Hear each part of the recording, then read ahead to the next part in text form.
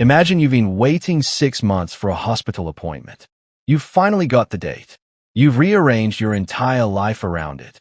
And then, boom, the doctors are on strike.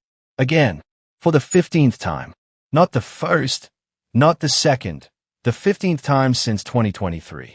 At this point, it's not a strike. It's practically a subscription service. Welcome back to British Reform, where UK politics never, ever gives us a day off.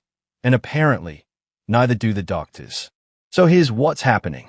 Resident doctors, the ones formerly called junior doctors before someone decided that renaming them would somehow fix the pay dispute, kicked off their 15th walkout since 2023 this week. And if that wasn't enough chaos for your Tuesday morning, BMA staff also launched a separate 48-hour strike on Monday. 2 strikes running simultaneously. The NHS is basically being hit from both sides like a political pinata. And the patients, they're just standing there watching the sweets fall on the floor. Now, let's talk money, because that's what this whole saga keeps coming back to. Cumulative strike costs have now exceeded £3 billion over 3 years. £3 billion.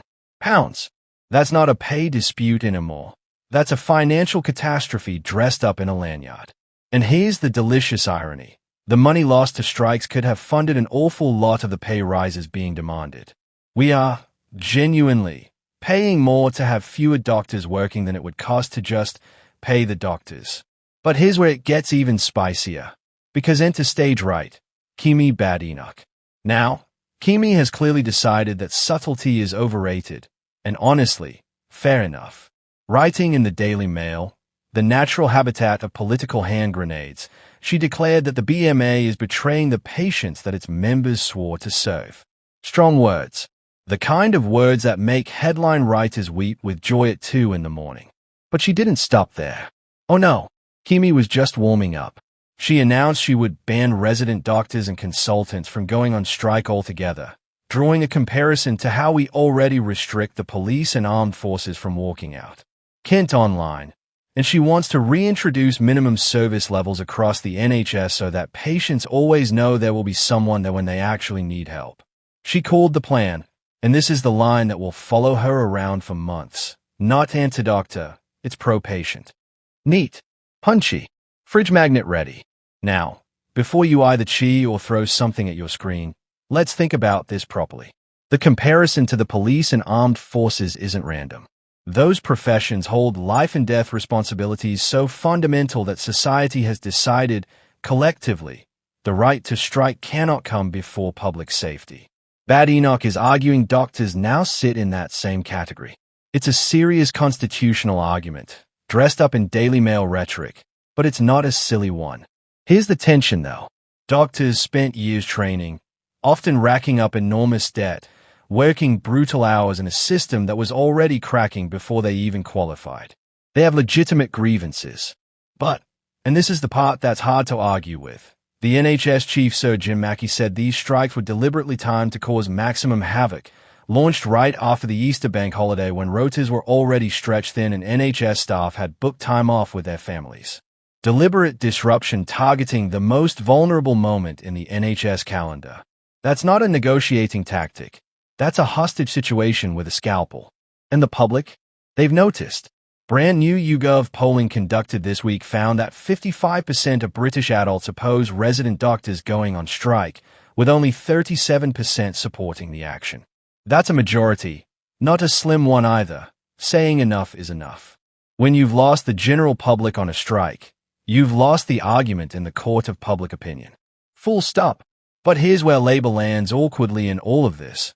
Because the government isn't exactly covered in glory either. Health Secretary Wes Streeting described the BMA's rejection of a proposed deal as baffling, saying the offer would have increased members' earnings by an average of 35.2% over 4 years, covered mandatory exam fees, and created up to 4,500 new specialty training positions. That is not a stingy offer. That is, by any reasonable measure, a serious package. And the BMA still said no. Which raises the uncomfortable question, what exactly does a yes look like here? Because at some point, this stops being about pay and starts being about something else entirely. Badenoch's attack on Labour is that they've spent so long cozying up to the unions that they can't bring themselves to draw a fame line with the BMA. There's something to that. When your political brand is built on union solidarity, it's very difficult to turn around and say, right, enough, the picket lines come down. Labour is caught between its ideological roots and its responsibility to govern. And that is an uncomfortable place to be standing while waiting lists grow and patients suffer. The real question now is whether Badenoch's strike ban policy becomes a serious electoral proposition or just today's headline. Because a ban is easy to announce in a newspaper column, implementing it is a whole other battle, legally, politically, practically. Doctors have rights. Courts have opinions. The BMA has lawyers. This fight, if it ever gets that far, would be extraordinary.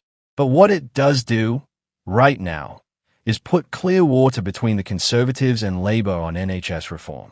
And with the public majority firmly against these strikes, it might just be the kind of bold, clear, unapologetic policy that cuts through the noise. The NHS is not just a health service. It's a national religion in this country. And right now, the congregation is furious. The collection plate is £3 billion lighter, and nobody in Westminster can agree on who's supposed to be running the service. If you want more sharp, no-nonsense coverage of everything happening in British politics right now, hit subscribe and stay locked into British reform. Because this story is far from over, and we'll be right here when it kicks off again. Which, let's be honest, will probably be tomorrow.